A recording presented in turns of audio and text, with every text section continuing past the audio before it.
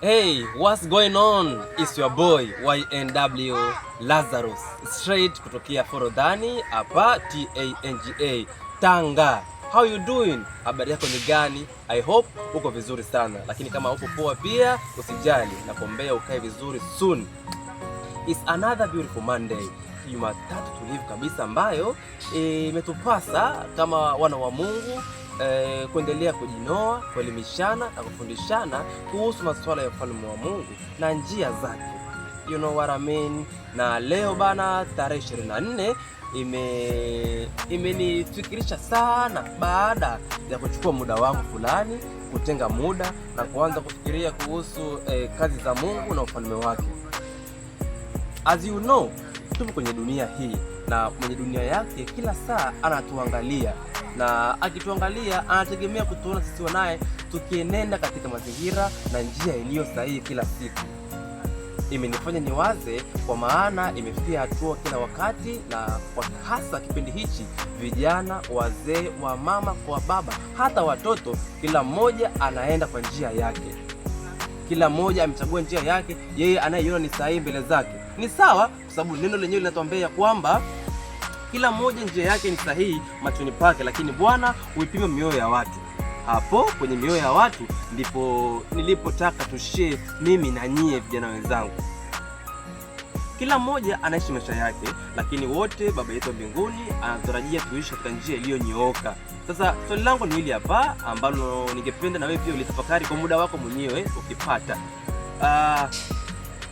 Umeshawahi kuchukua muda wako at least hata kwa dakika 5 kama sio 10, dakika 7, 8, 9, 10, ukafikiria, je, maisha haya ninayoishi kila siku, mtindo wangu wa maisha kila siku yanampendeza Mungu?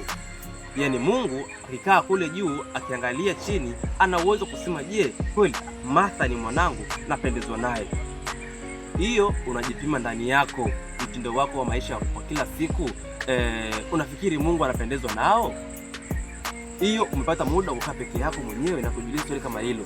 Je, mimi kweli nikiamka asubuhi mpaka jioni, asubuhi mpaka jioni, asubuhi mpaka jioni, mtindo wangu wa maisha kila siku, Mungu anafurahishwa nao? Kama ndiyo, man, shout out to you. Ni mwana wa Mungu uliye mtakatifu na unajaribu kila wakati kunenda katika njia zilizo sahihi. Lakini kama jibu ni hapana, mwana wa Mungu, take a turn, repent, badilika, anza kuchukua hatua, za kubadilika. Hilo ni swali ambalo unajiuliza wewe mwenyewe ndani ya moyo wako, na I hope hata muda huu ambao unaniangalia sasa hivi tayari umeshaanza kujichunguza. Hivi kweli ikitokea nafasi sasa hivi imetokea, Mungu anaruhusu watu waingie mbinguni kwa kujipima wenyewe mioyo yao, ndani yako unajionaje? Mtumishi wa Bwana, unazungumziaje kuhusu daku?